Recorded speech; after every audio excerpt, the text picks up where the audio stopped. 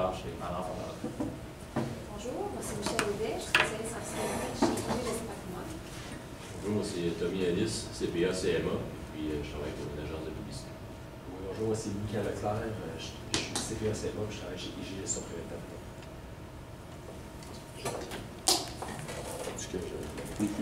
Donc, bonjour à tous. Je vais d'abord Donc, je vais d'abord présenter mes collègues, donc Sarah, Laurie et moi-même, Tania, qui sommes ici aujourd'hui pour répondre à vos mandats. Donc, vos mandats qui étaient les suivants. Donc, premièrement, aider à la préparation des états financiers. Puis pour ce faire, en fait, on va répondre, on va plus vous expliquer un peu la comptabilisation qu'on va faire. Ensuite, les types de services qu'on peut vous offrir. Et pour terminer, on va répondre au questionnement du client qui avait quelques éléments comme la fin d'année. Donc, on va commencer vraiment au niveau des problèmes plus de comptabilisation, puisque c'est ce qui était le plus important. Donc, on a gardé en tête certains éléments tout au long de l'analyse de votre dossier. Le premier est en fait que les normes à utiliser sont les FRS. Par la suite, que en fait, la banque a quand même un bon utilisateur qui est quand même assez important puisqu'on a des nouveaux projets en tête. Donc, c'est quand même important de s'en rappeler. Et puis, au niveau de la compréhension comptable, on sait que vous avez un petit peu, des fois, le comptable, c'est un peu plus difficile. Donc, on va vraiment s'assurer de vous expliquer correctement pour que vous soyez en mesure de comprendre. Donc, l'agenda que nous proposons aujourd'hui, en fait, comme je le disais, on va faire les méthodes comptables en premier, puisque c'est important plus que les autres. Et puis, on va juste commencer la fin d'année parce que c'est bon de commencer avec les bonnes bases. Parce qu'on va découvrir les types de services, recommandations et la conclusion. Donc, je passe la parole à ma collègue Sarah. Donc, votre premier questionnement était par rapport à votre fin d'année financière qui est présentement établie au 31 janvier. Donc, vous demandez un peu les impacts que cela avait et si c'est un choix adéquat pour vous. Donc, premièrement, ce que ça va amener le 31 janvier, c'est un exercice écourté pour votre première année d'exploitation. Puisque vous avez ouvert votre entreprise en mars 2019, l'exercice sera seulement d'une période de 11 mois. Donc, c'est sûr que ça va être important de le garder en tête lorsqu'il va falloir calculer la charge d'amortissement, d'intérêt et aussi les résultats qui seront présentés seulement sur une période de 11 et non 12 mois. Donc, c'est aussi important de s'en souvenir lorsqu'on va vouloir comparer l'année suivante, faire un comparatif avec les résultats financiers, là, où il va y avoir des résultats un peu moins gros cette année. Aussi, ce qui est important à tenir en compte lorsqu'on choisit notre fin d'année, c'est vraiment le cycle d'exploitation de l'entreprise. Donc, la fin d'année doit idéalement être en période creuse, puisque ça va demander plus de travail à la fin de l'année pour le comptable, le contrôleur, qui va vouloir monter les états financiers, donc il va sûrement avoir plusieurs questions. Et aussi, il faut penser à l'impôt qui devrait être fait 6 mois plus tard, donc qui tombe le 31 juillet. Donc, tout dépendamment des périodes plus ou moins creuses de votre secteur, ça va être à vous de voir si le 31 janvier, c'est adéquat.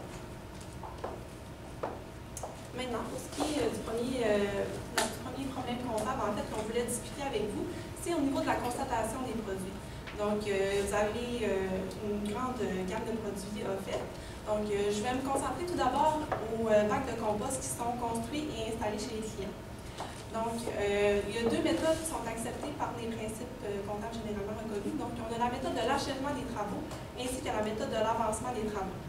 Ce que nous dit la norme, c'est que lorsque c'est possible d'évaluer l'avancement des travaux, c'est obligatoire d'utiliser cette méthode-là. Donc, c'est ce qu'on nous suggère de faire. Puis, cette méthode-là n'est pas en fonction du recouvrement des comptes clients.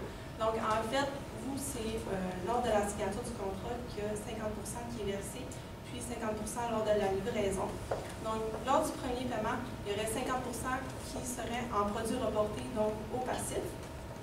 Ensuite, lors du deuxième paiement, il y a 50% qu'on va annuler des produits reportés. Puis, la totalité pourra être constatée à titre de produit, sauf par exemple les frais d'entretien qui devront être mis en produit à mesure que les entretiens sont effectués. Donc, pour ce qui est des travaux en cours, je sais qu'on ne va pas super bien, là, mais le tableau que vous nous avez fourni est assez une bonne base qu'on va pouvoir se fier, en fait, pour établir vos états financiers à la fin de l'année. Ce qu'on a vérifié présentement, qu'est-ce qui était constaté à titre de produits et de charges. On a pris peut-être que vous aviez constaté l'ensemble des produits que vous avez reçus. puis les charges qui ont été engagées. Donc, si on se fie sur cette hypothèse, vous auriez environ 3 972 présentement au résultat. Alors que si on le voit avec la méthode de l'avancement des travaux, on arriverait à 729 $. Donc, on a conclu qu'il y a une partie qui devrait être représentée à titre de produit perçu d'avance au passif. Maintenant, pour ce qui est des produits différés d'entretien, vous aviez des projets en fait qui étaient construits déjà les bacs de compost, mais il y a des entretiens, on a évalué que le nombre pour 6 mois c'est environ 24 entretiens. Puis il y a une partie qui n'était pas encore, que le service n'était pas encore donné. Donc ça donne environ 1071 $ de produits reportés selon l'avancement qui est fait présentement. Donc en résumé, pour les travaux en cours, les produits doivent être constatés selon l'avancement des travaux, que la marge de profit soit comparable d'une année à l'autre et non en fonction des paiements qui sont reçus.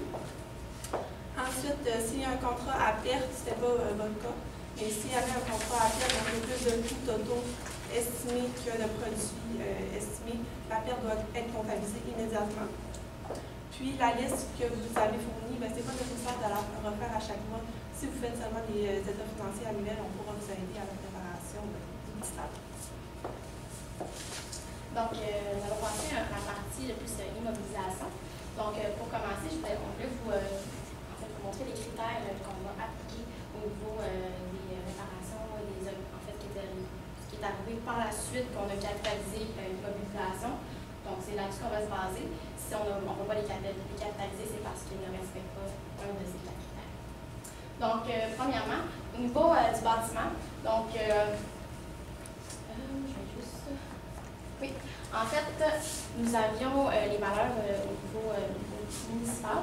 Donc, nous sommes basés là-dessus. Nous avons pris en fait, juste pour commencer, on est comptabilisé au coût des immobilisations.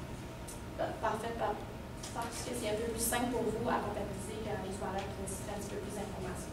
Donc, on a réparti le prix d'achat de 250 000 $ sur la valeur des évaluations municipales, ce qui donne 187 500 pour le bâtiment et 62 500 pour le terrain. Pour ce qui est du bâtiment, on va devoir ajouter certaines valeurs qui respectent en fait les critères que je vous ai mentionnés au départ. Donc, on a le 30 000 $ de rénovation. Dans le fond, c'était des coûts qui étaient vraiment nécessaires à la mise en service de l'exploitation du bâtiment. Ensuite, on a le 5 000 $ de la porte de garage. En fait, elle va permettre d'augmenter la capacité de production, comme vous avez mentionné. Par la suite, on a le 15 000 $ au niveau de la toiture, qui est un frais d'exploitation. En fait, ce que ça va permettre, c'est de réduire les frais de chauffage, parce que au niveau de l'isolation, ça a un impact.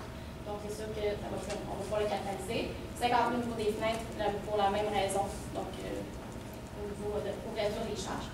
Ce qui nous donne un total de 287 000 $ à mettre au niveau du bâtiment. Pour ce qui est des bacs en compost, juste une petite. On va en traiter un petit peu plus tard, mais nous, ça va falloir le traiter comme une immobilisation. Et puis, il va être capitalisable au niveau de 25 000 $. On a décidé de retirer l'aménagement paysager, puisque c'était vraiment quelque chose qu'on devrait passer en dépense. Il ne respecte pas les 4 critères que je vous ai mentionnés. Au niveau de l'amortissement, donc le bâtiment sera amorti sur 15 ans, donc 9 mois sur 12, puisque vous l'avez acquis le 1er mai. Donc, ça donne un total de 17 539. Par la suite, la toiture et les fenêtres, dans le fond, vous avez mentionné qu'ils étaient amortissables sur une période de 20 et 25 ans. Par contre, les toitures et les fenêtres ont besoin d'être sur le bâtiment pour fonctionner. Donc, on a décidé de réduire à 15 ans, ce qui peut être plus cohérent. Donc, ça nous donne, en fait, on a mis sur 8 mois sur 12 pour pouvoir, puisqu'il était comme au mois de juin, donc un mois d'été. Pour ce qui est de la présentation, le bâtiment sera amorti seul et par la suite, on va pouvoir amortir les toitures et les fenêtres différemment. Donc, ça va être en note de présentation d'état financier. On va pouvoir écrire ça sur en fait, le mandat quand on va vraiment monter les états financiers. Donc, comme j'avais mentionné, les aménagements paysagers sont en charge et puis les bacs à compost, on va les amortir sur 18 ans comme il était mentionné. Pour ce qui est des travaux, en fait, vous avez mentionné que vous avez travaillé au niveau de la toiture, au niveau niveau des rénovations. Par contre, quand c'est fait par soi-même, c'est quelque chose qui ne peut pas être capitalisable, puisque vous pourriez, en fait, c'est un chiffre qui serait trop subjectif, vous pourriez mettre plusieurs chiffres, donc la loi ne le permet pas. Donc c'est pour ça qu'on n'a pas capitalisé. Et puis la SPAC non plus, en fait, elle ne fait pas partie des choses qu'on peut capitaliser puisqu'elle ne répond pas aux critères que je vous ai mentionnés au départ. Donc, vous avez plusieurs éléments d'équipement, outils et matériel présentés. Donc, on va vraiment les prendre distinctement selon le matériel. Donc, le premier, c'était un apport de scie. Donc, vous aviez pris une de vos scies à la maison pour l'amener dans l'entreprise, ce qui constitue en fait un apport. En échange de ça, vous avez eu aussi une émission d'action de 100 $, qu'on est venu mettre au capital action. L'outil, on va le comptabiliser à la juste valeur du bien usagé fourni par le marché, donc 2300 $, et la différence va aller en surplus d'apport au capitaux propres, puisque c'est vous-même qui l'avez amené dans votre entreprise en tant qu'actionnaire.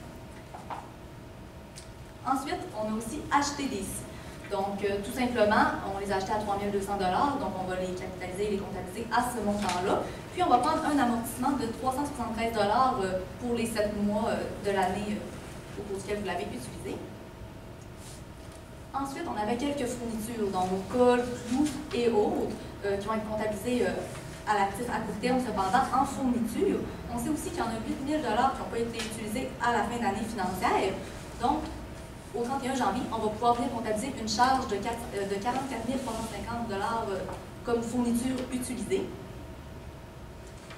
Et finalement, il y avait aussi les lames, en fait, que vous deviez changer sur les scies à tous les 3 mois.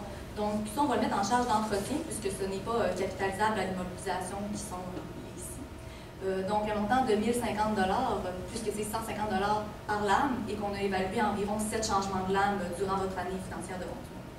Et finalement, les retails ne pourront pas être comptabilisés puisque vous les utilisez à des fins personnelles, donc ce n'est pas dans le cadre de l'exploitation de l'entreprise.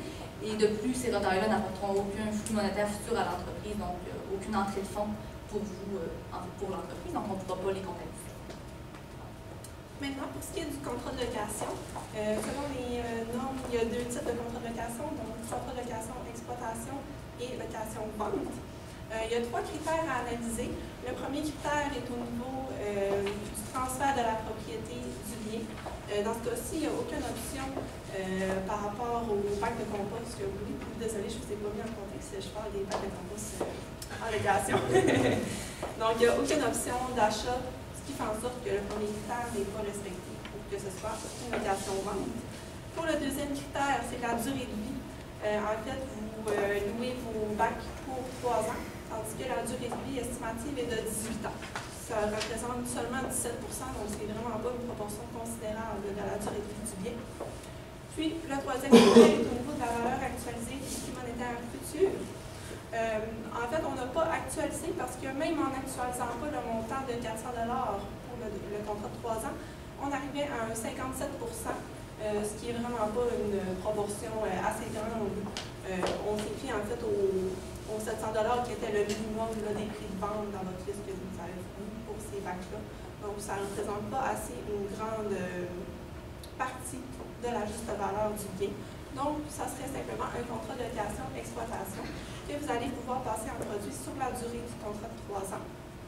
Donc, on a montré un petit peu l'écriture lorsque vous encaissez la totalité du contrat, donc 400 $ pour les 12 clients.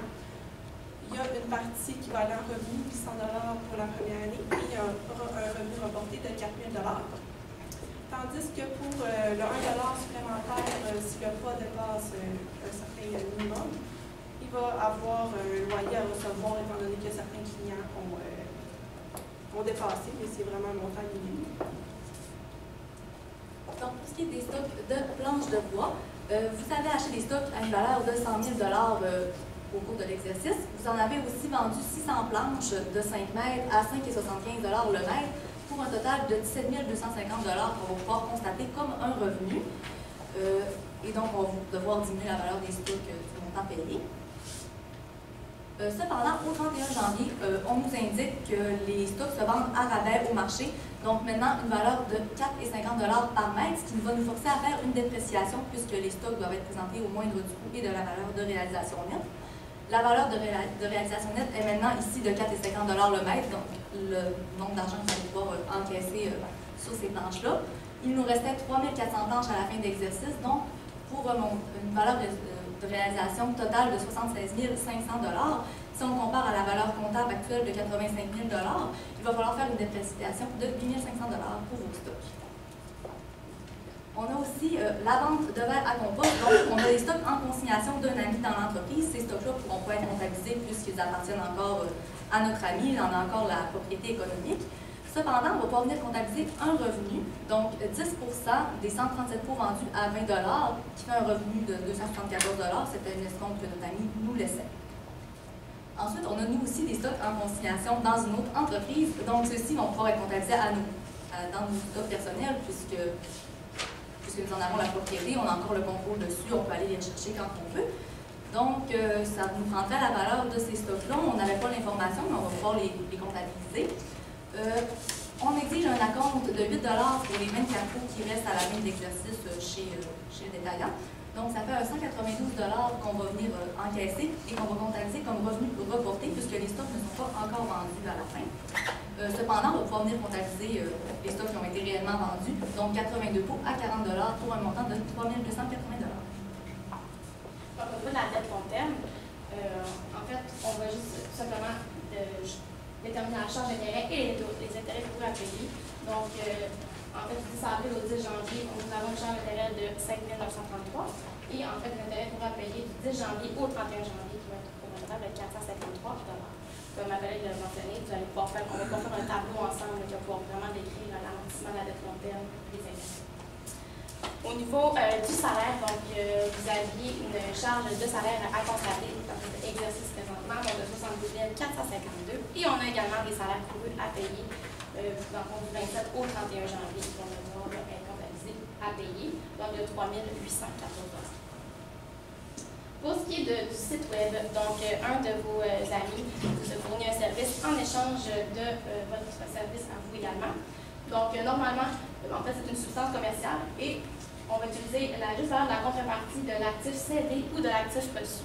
Présentement, nous avons les deux justes valeurs, donc ça a utilisé en fait celle-là de la nôtre que nous avons considérée.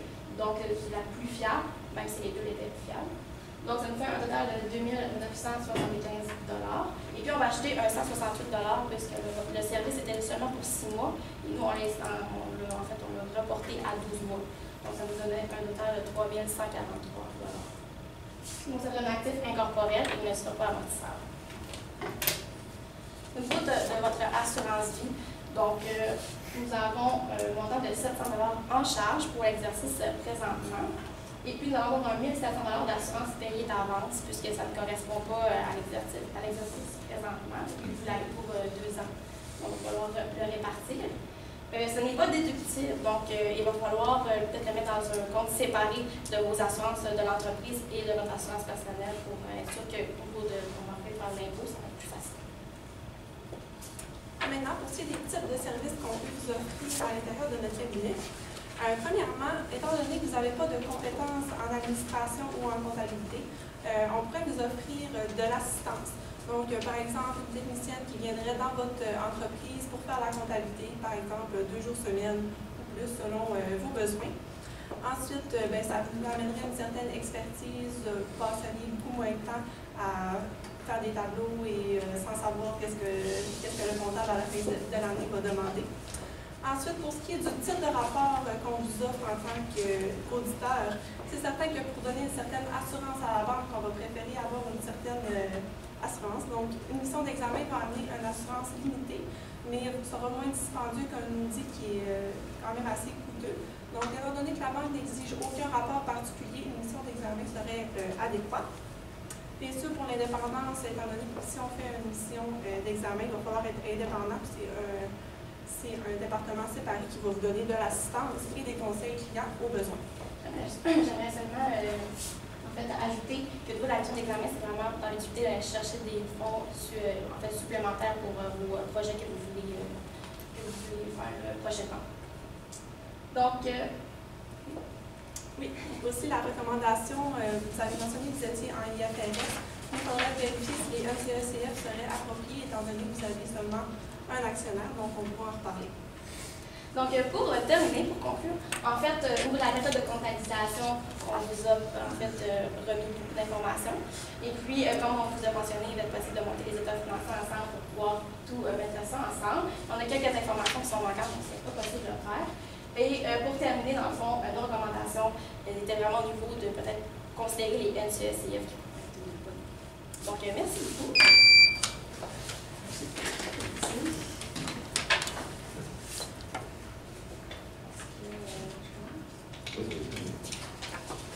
Moi, j'aimerais ça revenir sur les produits, juste pour ça que j'ai bien compris. Bon, pour la construction des bacs, on avait des travaux en cours. Est-ce que vous comptabilisez selon les coûts qui sont engagés ou à la livraison du produit? Non, je suis pas sûre d'avoir compris. En fait, les coûts engagés, c'est pas vraiment représentatif de l'avancement des travaux. On pourrait en fait acheter tous les coûts, les matériaux par exemple, au début. Donc, ça ne serait pas vraiment représentatif qui passe à l'état des résultats à ce moment-là. Donc, c'est vraiment un niveau de pourcentage d'avancement. Donc, il y avait 10 pour l'estimation. Ensuite, la construction, il y avait un tel pourcentage de temps qui était estimé, l'installation et tout ça. Donc, on s'est vraiment appris sur ça, puisque c'est vraiment une méthode systématique qui nous démontre bien à quel rythme. Vous avez mentionné que l'assurance n'était pas difficile. Pourquoi? C'est quoi l'argumentaire? C'est difficile. En fait, une assurance vie, ça peut être difficile si c'est requis pour un financement par la banque. Donc, si dans votre contrat d'emprunt à la banque, c'est inscrit que ça nécessite une assurance vie, à ce moment-là, ça va être déductible, mais si c'est vraiment pour une assurance vie personnelle qui n'est pas reliée à l'exploitation de l'entreprise, c'est pour ça que c'est Ça va dépendre de ça. Exactement. Donc, peut-être obtenir l'information, peut-être en regardant au niveau du contrat. Là, on ne l'avait pas présentement, donc on a déduit que c'était pas le cas. Puis, autre que l'assurance vie, il va savoir des ajustements sur le plan fiscal par rapport au plan comptable. Vous voulez dire s'il y a un contrat avec différentes assurances? Non, ce que je veux dire, c'est que, bon, vous faites votre système comptable, mais sur le plan fiscal, est-ce que vous allez devoir faire des ajustements, un par rapport à l'autre, c'est-à-dire fiscal versus comptable? Au niveau de l'assurance vie? Non, par rapport à d'autres éléments. Okay. Par exemple, l'amortissement, c'est un bel exemple qu'au niveau fiscal, ça va être différent un peu. Donc, au niveau fiscal, il faut vraiment utiliser les taux prescrits par la loi de l'impôt, tandis que nous, on a vraiment amorti linéairement. Donc, ça serait un bon exemple. C'est sûr qu'il va peut-être avoir d'autres éléments qu'il faudra aller vérifier avec la loi de l'impôt, mais ça serait un bel exemple. Vous avez mentionné que pour les travaux faits par moi-même, Arthur, c'était pas capitalisable dans le fond pour les immobilisations. Dans le fond, pourquoi c'est en fait, c'était selon la loi, mais c'est quel IFRS, quelle loi qui réfère à ça? Okay. En fait, pour la capitalisation de la main-d'œuvre à l'interne, quand un actif est généré à l'interne, c'est possible de capitaliser lorsque 100% du temps de cette main-d'œuvre-là est consacré à la construction, par exemple. Puis, on doit vraiment réellement la payer. Donc, étant donné que le propriétaire ne se paye pas et fait d'autres choses à l'intérieur de l'entreprise, c'est pour ces raisons que c'est pas capitalisable. OK. J'aurais aimé ça savoir, vous avez décidé de capitaliser le remplacement du toit, 15 000 en disant que ça vous réduire les frais d'exploitation, mais je ne suis pas sûr de comprendre dans quoi. Vous avez parlé d'isolation. Oui, c'est ça. En fait, l'isolation du toit, ça peut vraiment relier à des coûts moindres. Ça va coûter moins cher de chauffage. Puis également, en fait, le coût de la toiture, on a un manque d'informations au niveau du coût qu'on a payé, la nouvelle qui en fait le bâtisse. Donc, il va falloir retirer la valeur de l'ancien toit pour mettre la nouvelle par la suite. Donc, ça c'est une information qui est importante pour fournir à la prochaine année. Si je peux me permettre, probablement qu'on a payé moins cher le bâtiment étant donné que la toiture était à refaire, étant donné que les travaux ont été faits très près de la date d'acquisition. Donc, on va vraiment payer moins cher étant donné que la valeur de la toiture était près de zéro. Donc, si elle avait été refaite une journée avant la vente, le bâtiment aurait valu 15 000 de plus. Donc, ça justifie mieux à la capitalisation. Moi, je reviens au produit encore. J'aimerais savoir, bon, là, on a comptabilisé les produits de manière distincte pour la fabrication des bacs et pour le service d'entretien. C'est quoi la raison pour laquelle il faut les comptabiliser de manière distincte? Bien, en fait, le service d'entretien a une valeur. On mentionnait que c'était 7 pour les entretiens supplémentaires si les clients en avaient besoin après 6 mois. Donc, c'est cette valeur-là qu'on a considérée pour la période de 6 mois aussi. Donc, c'est vraiment important de répartir étant donné qu'on doit comptabiliser les produits à mesure que les services sont rendus. Merci. Une question? Question plus au niveau fiscal. Vous m'avez mentionné bon, le fait d'utiliser les retails au niveau personnel, les retails qui ont été générés par les activités d'entreprise. Est-ce que ça peut occasionner un avantage imposable pour moi? Ça fait 5 minutes. Bon.